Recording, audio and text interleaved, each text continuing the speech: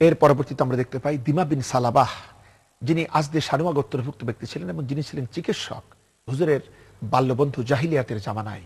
তিনি যখন মক্কাতে এলেন তখন মক্কাবাসীরা তাকেও রাসূল সম্পর্কে বিভিন্ন আজে বাজে কথা তাকে শোনালো এবং তিনি তার দ্বারা তার ধারণা হলো যে হুজুর সাল্লাল্লাহু আলাইহি সাল্লাম হয়তো তিনি মানসিকভাবে কোনো রকম জিনগ্রস্ত কিংবা কোনো রোগী হয়ে গিয়েছেন। তাই তিনি তাদেরকে বললেন, তোমরা আমাকে তার কাছে নিয়ে চলো, আমি আমার চিকিৎসায় হয়তো তিনি সুস্থ হয়ে যাবেন। তাকে আনা হলো, তিনি হুজুরের কাছে সাক্ষাৎ এলেন এবং হুজুরের সঙ্গে কয়েকটি কথা বলার পরেই তিনি বুঝতে পারলেন এটা হলো আল্লাহ পাকের কালাম, যা হৃদয়ের অন্তঃস্থল পর্যন্ত পৌঁছে যায়।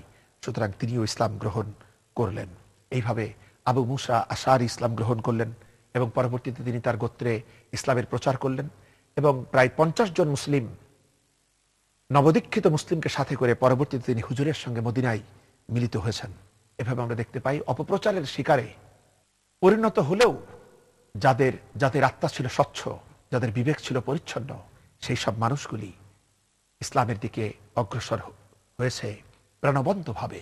যে যেরকম হয়েছে জুয়াল বিন সুরাকা, আব্দুর রহমান কিনানি ও তার ভাই আবদুল্লাহ, আমর বিন আবাসা সুলামি, এরা সব ইসলামে প্রবেশ করেছে এবং অবশেষে বুরাইদা বিন আল মুসাইয়িব হিজরতের পথে সে তার গোত্রের প্রায় 80টি পরিবার নিয়ে হুজুরের সঙ্গে মদিনায় প্রবেশ করে। সম্মানিত ভাই এবং বোনেরা, এইভাবে কুরাইশ নেতৃবৃন্দ যেটাই করতে গিয়েছে আল্লাহ পাকের ইচ্ছায়, রাসূলের আন্তরিকতায়, সাহাবে کرامদের আন্তরিক কর্মতৎপরতায়, ত্যাগ এবং তিতিক্ষার মাধ্যমে ইসলাম দ্বীনি দাওয়াত সর্বত্র ছড়িয়ে পড়েছে। আমাদের এখানে একটি বিষয় বুঝতে হবে যে কুরাইশের নেতৃবৃন্দ তারা যে হুজুরকে বিরোধিতা করত, তারা কি না বুঝে করত? আসল ঘটনাটি কিন্তু তা নয়। যেমন সিরাত ইবনে হিশাম একটি সুন্দর কাহিনী উল্লেখ করেছে, যেটা সিরাত ইবনে হিশামের প্রথম খণ্ডে 278 এবং 279 পৃষ্ঠায় রয়েছে। ঘটনাটি হচ্ছে একটি মজার ঘটনা। ঘটনাটি হচ্ছে আবু জাহেল, আবু সুফিয়ান এবং আখনাস বিন সুরাইক, এই তিন ব্যক্তি একবার গোপনে হুজুরের পবিত্র জবান থেকে কোরআনে কারীমের তেলাওয়াত শোনার জন্য রাতের আধারে হুজুরের বাড়ির কাছে গিয়েছিল।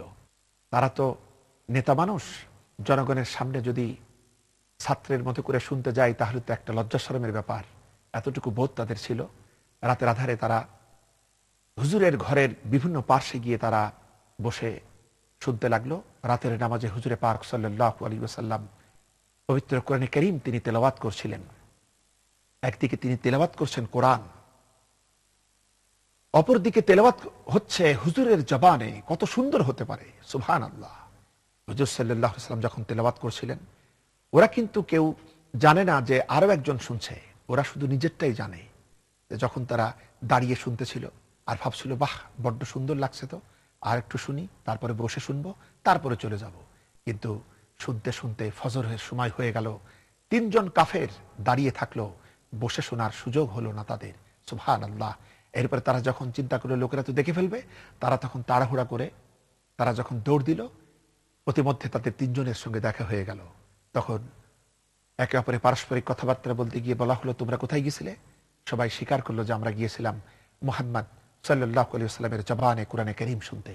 তখন আবু জাহেল বলল, দেখো এই কাজ যদি আমরা করি তাহলে লোকে বলবে কি? সুতরাং তোমরা আমার কাছে ওয়াদা করো আগামীকাল তোমরা আসবে না। পরের দিন যখন রাত এলো, তখন অন্যরা চিন্তা করলো, আবু জাহেল নিজে যখন আমাদের কাছে তওবা করাইছে, সে তো আসবে না। সুতরাং আমরা গিয়ে চুপি চুপি হুজুরের মুখে আল্লাহর কালাম শুনবো। আবু জাহেল নিজে চিন্তা করলো, ওরা তো আমার ভয়তে আসবে না, সুতরাং আমি যাব। পরদিন তারা আবার গেল, পরদিন আবার দেখা হলো। শেষে আবু জাহেল আবার তাদেরকে বলল, তোমরা আমার কাছে তওবা করো, তোমরা কালকে আমার কাছে ওয়াদা করলে আবার আসলে কেন? আবু সুফিয়ান, এরপরে আখনাস বিন সুরাইকেরাও বলল, শোনো, তুমি তো সবসময় মাতবাড়িটা বেশি করো, আগে তুমি আসলে কেন সেটা আমাদের বলো। এরপরে আবার তারা চলে গেল। পরদিন রাতে এই কোরআনে কারীমের এই অফুরন্ত আকর্ষণকে তারা উপেক্ষা করতে পারেনি, তারা পুনরায় এসে শুনল। তৃতীয় রাতে শোনার পর যখন আবার দেখা হলো, তখন তারা চিন্তিত হলো এবং তারা চিন্তা করলো, এরকম হলো কেন?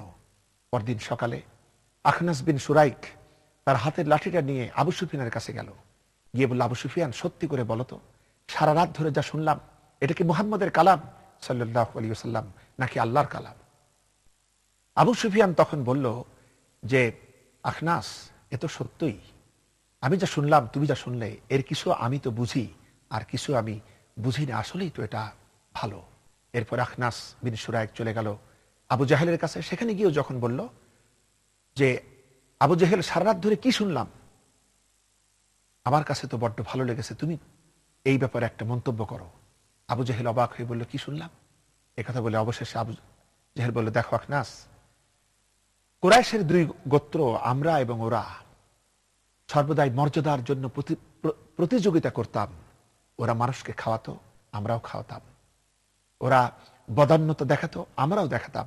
সামাজিক কর্তব্য ওরা করত, আমরাও করতাম। এভাবে যখন আমরা সব সমপর্যায়ের হয়ে গেলাম, এমন সময় ওরা বলল, আমাদের ভিতরে এসেছেন একজন নবী যার উপরে আল্লাহর পক্ষ থেকে ওহী হয়। এখন তুমি বলো, এটা আমরা পাবো কোত্থেকে, আর কেমনে তাদের সমান হব? সম্মানিত ভাই এবং বোনেরা, এটি হচ্ছে সে আসল কথা।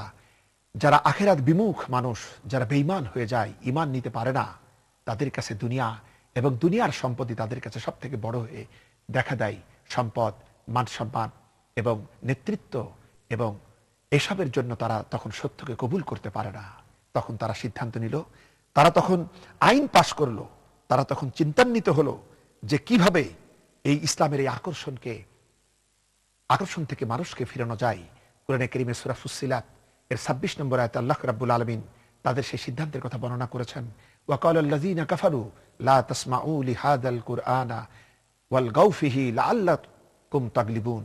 কাফের বেঈমানরা সিদ্ধান্ত নিল, তোমরা কেউ কোরআন শুনো না, বরং যেখানে কোরআন শোনানো হবে সেখানে তোমরা হৈহুল্লোড় করবে, তালি বাজাবা, চিৎকার দিবে, যাতে কোরআন এর এই বাণী যেন মানুষের কর্ণকুহরে প্রবেশ করতে না পারে। সম্মানিত ভাই এবং বোনেরা, এইভাবে আবু সুফিয়ানের অবস্থাও তাই ছিল। মুআবিয়া রাদিয়াল্লাহু তাআলা আনহু পরবর্তীতে এই বক্তব্য তিনি বর্ণনা করেছেন যে, আবু সুফিয়ান আমার পিতা এবং আমার মা হিন্দাকে নিয়ে কোথাও যাচ্ছিলেন। আমি ছিলাম একটি গাধার পিঠে এবং আমার মাও ছিল একটি গাধার পিঠে। প্রতিমধ্যে দেখা হয়ে গেল মুহাম্মদ সাল্লাল্লাহু আলাইহি ওয়াসাল্লামের সঙ্গে। আবু সুফিয়ান তখন বলল, মুআবিয়া, তুই গাধার পিঠ থেকে নেমে যা এবং মুহাম্মদ বিন আব্দুল্লাহকে বসতে দে সাল্লাল্লাহু আলাইহি ওয়াসাল্লাম। রাসূল এবার সেই গাধার পিঠে সওয়ার হয়ে চলতে লাগলেন এবং তিনি দাওয়াত পেশ করলেন আবু সুফিয়ান এবং তার স্ত্রী হিন্দার কাছে। এবং এরপরে তিনি সূরা ফুসসিলাতের 1 থেকে 11 নম্বর আয়াত পর্যন্ত শুনিয়ে দিলেন। এরপরে হুজুর যখন নেমে গেলেন, মুআবিয়া রাদিয়াল্লাহু তাআলা আনহু আবার উঠে বসলেন। তখন হিন্দা তার স্বামীকে বলল যে, তুমি এটা কি করলে? তুমি নিজের ছেলেকে গাধার পিঠ থেকে নামিয়ে তুমি এই ভণ্ড কবিকে তুমি তোমার গাধার পিঠে বসতে দিলে? আবু সুফিয়ান তখন বলল, হিন্দা, আল্লাহর কসম, এ না ভণ্ড, এ না মিথ্যাবাদী, না জাদুকর, না কবি। সম্মানিত ভাই এবং বোনেরা, সুতরাং তাদের কাছে সত্য স্পষ্ট হয়েছিল, কিন্তু তারা তাদের বিবেকের বিরুদ্ধে তারা কাজ করেছিল। সম্মানিত ভাই এবং বোনেরা, আজকেও যারা যোগ্যতা সম্পন্ন এবং যারা যোগ্যতার অধিকারী, যারা মানব সমাজে নেতৃত্ব দিচ্ছেন কিন্তু তারা ইসলাম বিদ্বেষী, তারাও যদি একটু আত্মজিজ্ঞাসা করেন তাহলে বুঝতে তারাও পারবেন যে প্রকৃতপক্ষে নেতৃত্বের বিলাসিতার জন্য এবং সম্পদের লোভে তারাও আজকে ইসলামের বিরোধিতা করে।